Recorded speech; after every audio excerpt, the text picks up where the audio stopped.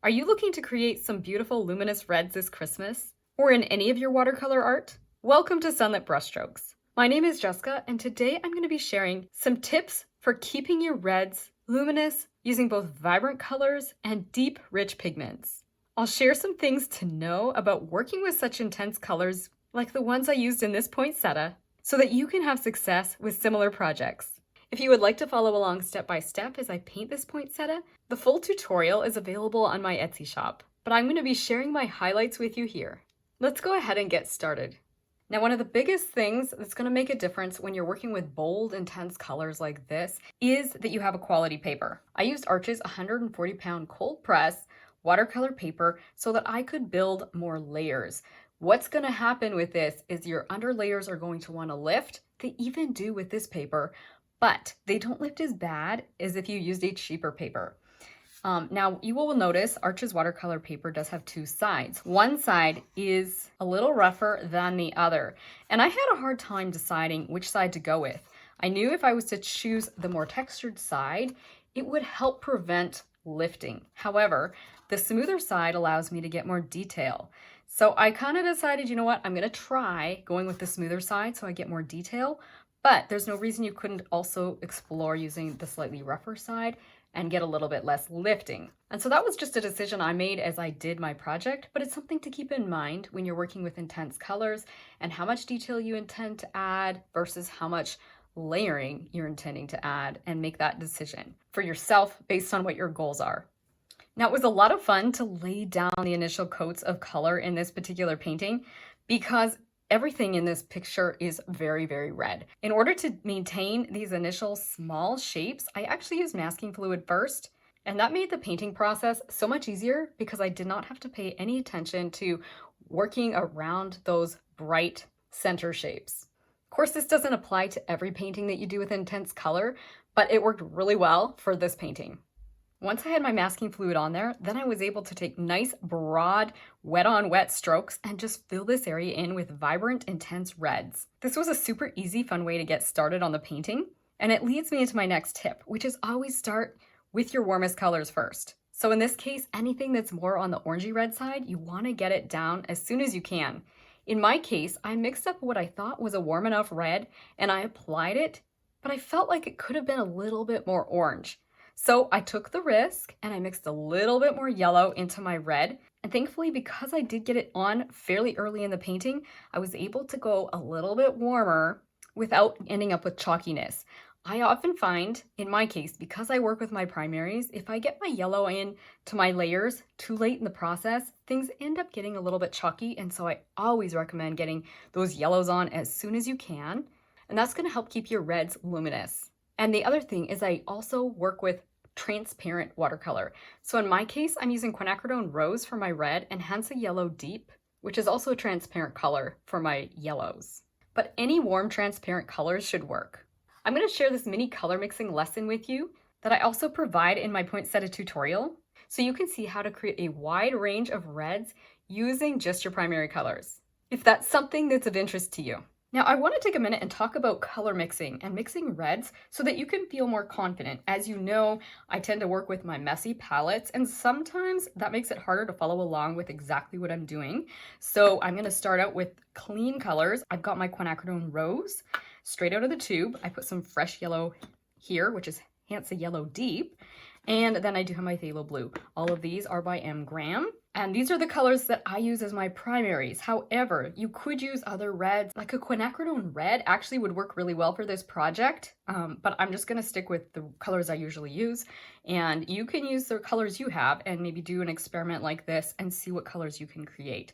So what I want to do is I'll just show you quick, taking some of the quinacridone rose, what this particular quinacridone rose looks like when it's by itself. So I'm just adding a little water here, and I've got a little scrap of paper, and I'm going to put some of that quinacridone rose straight on my paper, and then I'll show you what it looks like diluted. And you'll see quinacridone rose is fairly pink, but I have seen some versions of quinacridone rose that are almost even, I guess you could say even more on the cool side, like more of a pinky blue. Does that make sense? And so I just wanted to show you, this is what my quinacridone rose looks like straight out of the tube. what I'm going to now do is do some color mixing, because we definitely don't want this color for our poinsettia. And I'm not going to be using this color at all by itself. I'm going to be mixing. So what I'm going to do is I'm going to put a little bit of water in each of these wells, and we're going to do something similar to what we did with my green color mixing video. I'm just going to go ahead and get a little bit of water in each of those. I know my brush has paint on it, but I want to get a nice rose mixture in each of these wells before I start adding any other colors. You could even just mix it all in one well and then divide it into 3 wells. What I'm aiming for is just a basic mixture of quinacridone, rose, and water. And I'm going fairly concentrated to start with, but then I'm going to go ahead and start mixing a little bit of yellow into each of these. So I'm going to come in here and take a little bit of yellow, and I'll mix it into this first well here. Well, let's tap a little bit more. I know I'm going to already start messing up my yellow here, but I don't feel like washing all this red paint off my brush right now. So I'm going to go with something like that for the first well. Yeah, maybe even a little bit more. Then in our next well, I'm going to take a more generous scoop of yellow. Maybe even a little bit more. I want to have a fairly significant change between these 2 reds.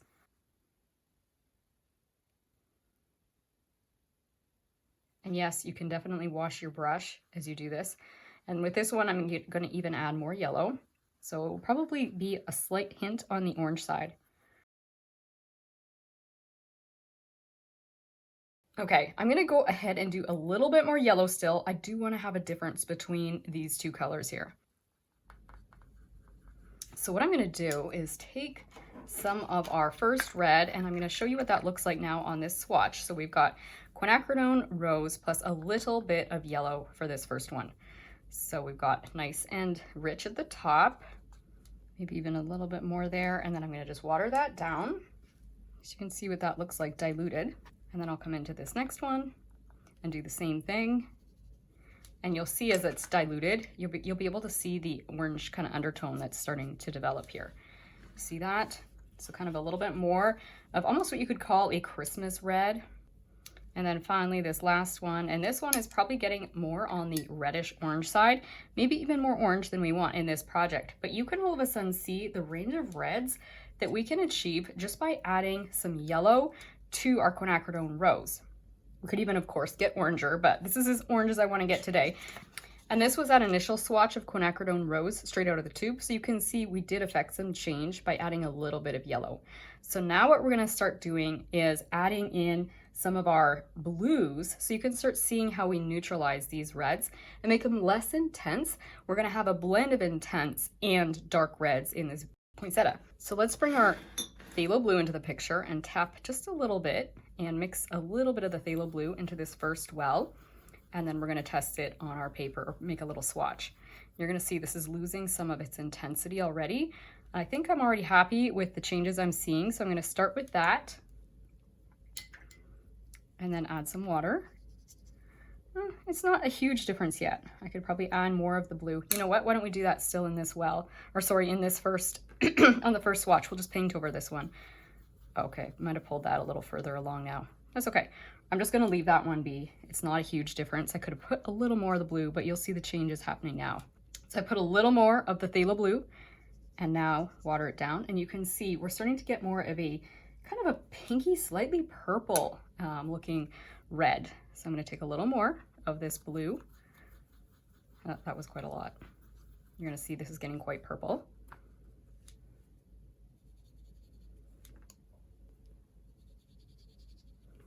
And that's what that one looks like. Watered down. You can actually add a tiny little bit. I'm going to put a little bit more of that dark at the top so you can again see it when it's at its most concentrated state, because we're going to be using our darks in a very concentrated state as we go along in the painting. Tap a little more of that blue, put it into the well here, and we're going to have something that's almost like a dark, kind of muddy purple, maybe even a little bit more. I want to see change between each of these, so I want to make sure I add enough blue so that you can see the difference. Oh yeah, you're going to see the difference here. You can see we have more of a purple, which is not a color we're going to use a lot of. We're going to be using darker, more neutral tones, and you're going to see these start to develop next. So now I'm going to go ahead and do the same thing with this red, but we're going to tap in the blue, and you're going to start seeing it's going to get a little more of a muddy color as we come over here, or a more neutral red. So let's start. I hope I'm not too overdone on the blue yet. Let's see how we are. I want to be careful as I tap. Yeah, I've got more than enough, so I'm just going to tap the excess off over here. I've got way too much blue on my brush. I want to make this initial change slight. So let's just try this one. You can see that it's a nice, beautiful, kind of almost slightly neutral Christmas red, but isn't that a pretty color? That's a gorgeous color at Christmas. Now I can take a little bit of this mess that I didn't want to overdo the blue right away. I can bring that blue back over here. And let's see how this one looks. You can start to see the change. It's not too dramatic yet, but that's pretty red if you ask me. And so I'm going to go ahead and add more blue to it now. Okay, I made a pretty significant change this time with the amount of blue I added. You're going to see this is getting to be a very neutral looking red, kind of more into the burgundy side. And then one more time.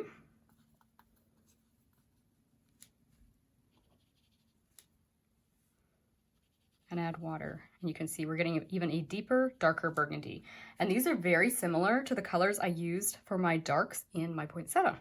So let's take it one step further so that you can see the colors we get with this more orangey red, just so you can have an idea of what happens when we add the blue to this. I think this is going to end up making us a more, almost a little bit more of a brownish burgundy, but let's see as we go.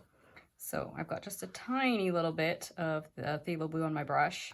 I had tapped some off because I could tell I was almost too overboard at first. But we do want to see that it looks different. It's not too different, but it's a slight bit different than right over here. So let's see what happens when we add our water. Yeah, I didn't make too much of a difference yet. So let's go ahead and just add a little more blue.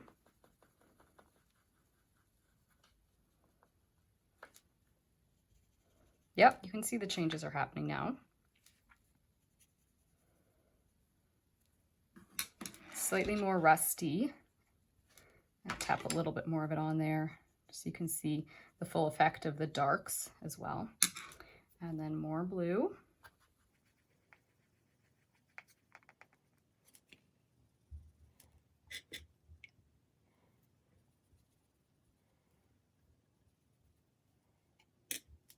Definitely getting into some rusty colors.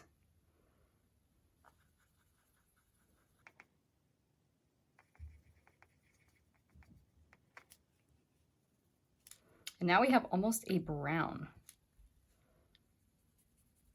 And that's actually really pretty, but I don't use that color in the poinsettia.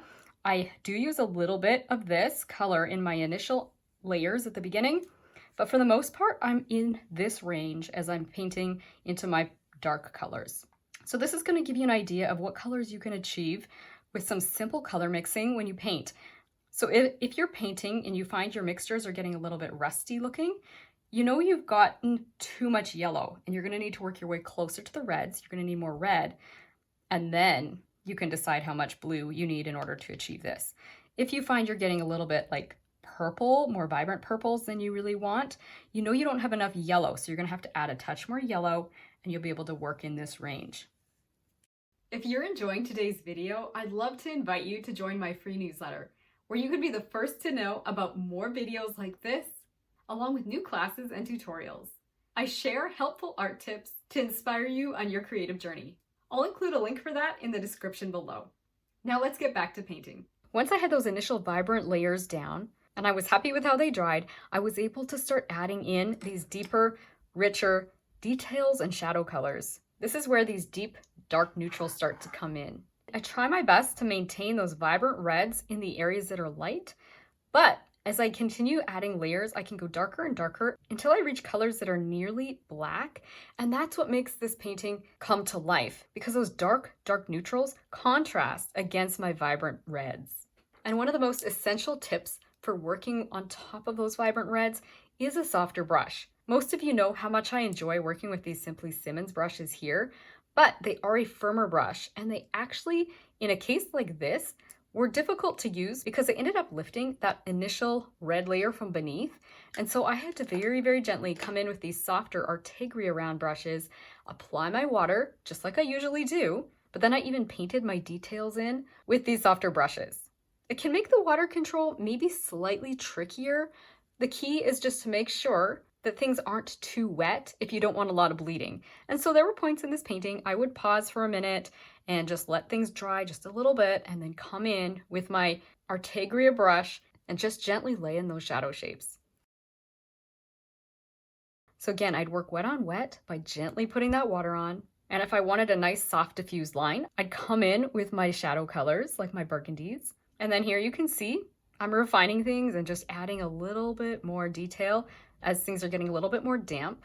And that way I have a little bit more water control without lifting. There's other times in the painting where I wanted to lift, and so here is when I actually did intentionally pick up the Simply Simmons brush, and so that I could use it to lift some of that initial red layer in the areas where I actually wanted it to be lighter. A lot of these petals are pretty repetitive, where I just continue to work wet on wet most of the time, and then I'm working wet on damp when I want a little bit more control. One thing to know when you work with really, really dark, rich, intense colors is to be careful about how and when you remove your masking fluid. I painted a poinsettia like this in the past, and the masking fluid happened to be really difficult to remove, and I'd already painted these rich, dark blacks in here, and when I tried lifting the masking fluid, I ended up dragging some of those dark, blackish colors right into my masked area, just because it was like my finger was kind of picking up some of the dark colors, and it kind of made a mess. And so when I painted the poinsettia that I'm showing you today, I actually went ahead and removed the masking fluid before I got those really nice, dark, intense colors on there. And this ended up being a double win because I could take the opportunity of painting those dark shapes to also start kind of creating some of the form and detail of the center of this flower. Lifting that masking fluid sooner rather than later actually made painting the center of this flower feel like everything was just more cohesive because I was able to build up the center of the painting kind of as I was doing the final touches on the petals or the bracts of this poinsettia. If you would like to follow along with me step by step as I paint this entire poinsettia, you'll want to check out my Etsy tutorial. You'll receive an outline, so there's no need for you to draw. You'll be able to watch me paint every single petal and experience my decision-making process along the way. You'll see how I paint these fine details and take artistic license to keep things simple and yet still create depth. It'll be on sale for a limited time, so I'll include a link for that in the description below. I'd love for you to have the opportunity to relax, paint this at your own pace, and see how simple it actually is to create such a beautiful result for yourself. And you'll notice as I get closer to the end of this flower, I don't worry about all the little details. There is some gorgeous details in the original photo here, but because I already had a lot of intense layers here, I chose to keep things more simplified, and instead of focusing on a lot of fussy little details, I focused on maintaining the most important details, the values such as the lights and darks, and also the impression of having these petals or bracts layered. If I want one petal or bract to look like it's above another, I like to make one, the one that's above, light, and the one that's below a little darker where those edges are meeting, as you can see here. So it makes this petal feel like it's behind this one. So I even took artistic license in the later stages of the painting to do that with some of the petals, even though I couldn't see that in the reference photo. Because instead of focusing on getting all the details to be photorealistic, I instead just tried to focus on achieving depth. I even took artistic license in a few places, like right here, and I simplified, but also created the impression that there was just one single dark petal behind there. This light against dark concept is a helpful way to avoid a coloring book look. Sometimes I feel like I ended up with a little more darkness right along the edge than I would have liked, but overall I tried to focus on having light against dark, and that's what gives the impression of depth. And so that would be my tip if you're working with a more complex painting or one that you're having color that wants to lift on you. Try and simplify things and focus more on your values or your lights and darks and creating depth, and you'll still end up with a beautiful piece even if you don't have every detail. So as a quick recap, definitely use quality paper. This is going to allow you to apply more layers and prevent lifting. As usual, work warm to cool so that those warm colors can maintain their vibrancy without getting chalky. As you start layering on your cooler colors, take advantage of softer brushes, and rather than relying on a brush so much for water control, pay attention to the wetness and dampness of your paper. Consider simplifying your details and focus instead on your values to create the depth and dimension that your painting needs. And if it works to use masking fluid, take advantage of it so that you can block in large shapes first, but be mindful of when you remove it so that you keep your shapes nice and vibrant and can start working around them while your painting is still in progress so you can integrate it into the rest of your painting. I hope today's tips were helpful for you. If you enjoyed today's video, you'll want to check out my watercolor playlist where you can find more videos like this one. In the meantime, I hope this tutorial has brought a little taste of God's beauty and peace into your everyday life, and that it's inspired you to continue enjoying your own creative journey. See you again soon. Bye!